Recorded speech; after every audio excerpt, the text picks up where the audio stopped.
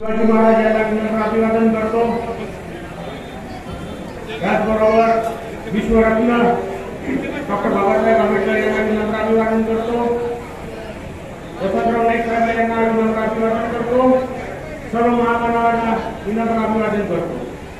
आज इथे आपण सर्व उपस्थित आहात। आज आपल्याला माहिती आहे की आपल्या लोकसभा मतदारसंघातले नवनिर्वाचित निवडून आलेले आपले खासदार माननीय संजय देशमुख साहेब यांचा आपण सत्कार हा कार्यक्रम आयोजित केलेला आहे। या आयोजनासाठी पूर्ण व्यासपीठ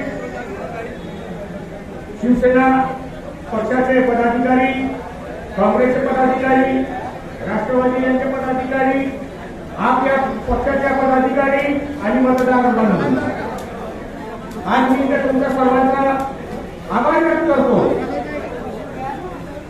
की आज आपल्याला ह्या 25 वर्षानंतर एक काम करणारा आपल्याला एक खासदार लाभलेला आहे। योगायोगाने संजय देशमुख साहेब यांचा नशीबच आहे, राजयोग आहे। तर त्याचबरोबर आपला सुद्धा विकास होण्याशिवाय राहणार नाही हे मी तुम्हाला ग्वाही देतो। आज आपण खासदारांचा चेहरा बदलला। संजय देशमुख साहेबांना आज आपल्याला साथ देणं गरजेचं आहे। ह्या जिल्ह्यातले जे काही विरोधातले 7 आमदार आहे ह्यांचाही देखील आपल्याला चेहरा बदलायचा आहे। विकास कामाचे काही राहिलेली आहे त्यामुळे काल संजय देशमुख साहेबांबरोबर 1.5 तास बसून मी चर्चा केली। आपल्या मतदारसंघाविषयी आपल्याला कुठे निधी कमी पडतो, कुठल्या आयोजन आपल्याला करावं लागेल, काय योजना असावं लागेल, ते छोटे मोठे काही अडचणी आहेत। आपल्या पुस्तकात रिंग रोड नाही की 2012ला जिल्हा परिषदचा उपाध्यक्ष असताना रिंग रोडची संकल्पना माझ्या याच्यातली आहे। त्याचबरोबर पाणी पुरवठा योजना, धरणावरून पाईपलाईन करण्यात यावं ही सुद्धा ठरावाची घेतलेली आहे। एक छोटे मोठे हे उदाहरण आहे। आपल्याला विकास काम करायचे असेल तर आपल्याला खासदार साहेबांबरोबर आपल्या विधानसभामध्ये पण सुद्धा आपले आमदार राहायला पाहिजे। ही आपल्याला दखल घेणं फार गरजेचं आहे। आज मी ते बोलू इच्छितो,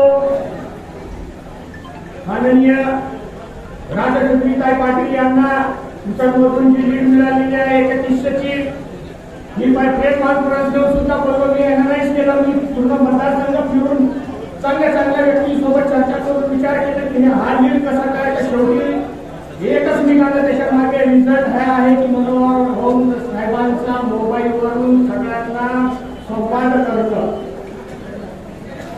मी सर्व पहिल्याच भाषणात माझ्याच भाषात आमच्या बजारीच्या भाषात मी हेच बोललो होतो की मला फोन येणार पण खरोखर फोन आला, म्हणजे कुठेतरी मी अभ्यास करूनच बोललेलो आहोत। काम जे काही भविष्यात आणायचे आहे आपण आपली योजना आपण आखून येत्या काळात जिल्हा परिषद असेल, नगरपालिका असेल, सुद्धा आपल्याला हे ताकदीनं लढणं आहे। महाविकास आघाडीचे आपले जास्तीत जास्त उमेदवार कसे उमटून येतील याची दखल घेणं गरजेचं आहे। देशमुख साहेबांना, आशिष भाऊंना, डॉक्टर नाईक साहेबांना, सगळ्या पदाधिकाऱ्यांना माझी विनंती आहे की आपण आपल्या पक्षाच्या हिशोबाने रणनीती आखावं आणि समोरील कामासाठी आपण वाटचाल करावं। आज इथे आपण सर्व इथं उपस्थित आहात। माननीय संजय देशमुख साहेबांना आपण निवडून दिलं, आपलं महत्वाचं मत आपण त्यांना देऊ, तुम्ही जास्तीत जास्त मतांना निवडून दिलं, यासाठी मी तुम्हाला इथं खूप खूप आभार व्यक्त करतो आणि माझे 2 शब्द